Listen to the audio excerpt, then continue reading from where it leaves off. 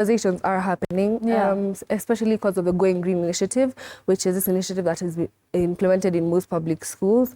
Yes, we have to recognize the fact that conversations concerning climate action are not necessarily appealing to people. They may seem abstract or a bit overwhelming, but a more hands-on approach is what I feel like is helping in spreading the word. When you talk about matters about climate action and advocacy through sports, for example, through like the Vipower initiative, which is using sports advocacy, to talk about climate action and to be able to help people. Yes, you're using your talents, but also we're trying to teach about climate action.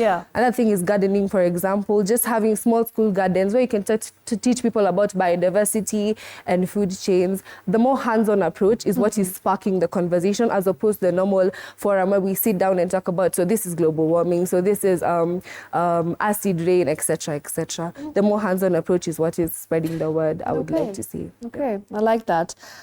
Faith, how can children or even teens who are not fond of climate change conversations now be put into the culture of actually having to listen about what exactly climate change is, having to understand and internalize what exactly needs to be done, and going forward, what is the approach that needs to be taken? So what can we do to have these conversations with them and make them more appealing?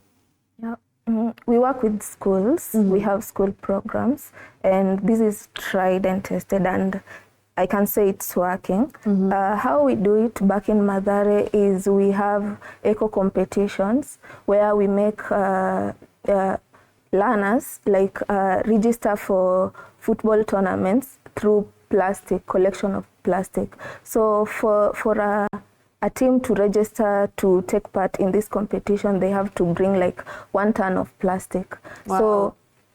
So this is an exciting initiative, and I can say it's working.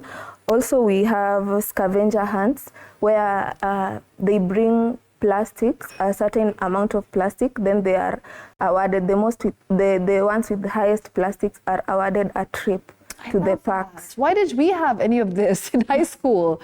I'm just looking at this, I'm listening to what you're saying, Faith, and I love that there is all these different initiatives because they're so creative. You know, they're actually interesting, and it makes you want to do more because it's like a game to them. It becomes a competition. But at the same time, you're passing on the message, which is very important. Brilliant. What else is there?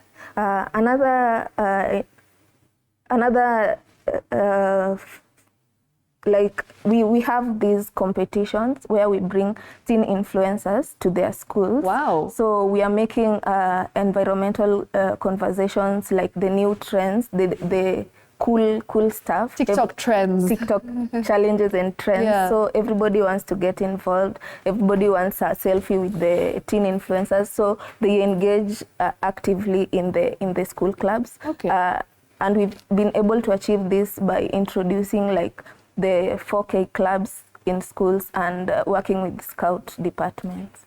Brilliant. I love this. These are things that I definitely had no idea about, and I'm so glad to see that we're moving in the right direction because, yes, I understand that conversations about climate change are not the most interesting conversations to be had, especially to an 8-year-old or 7-year-old. They don't really understand much. As you said, Malkia, it's a bit overwhelming for them because there's a lot of information out there, and processing all this information is very difficult.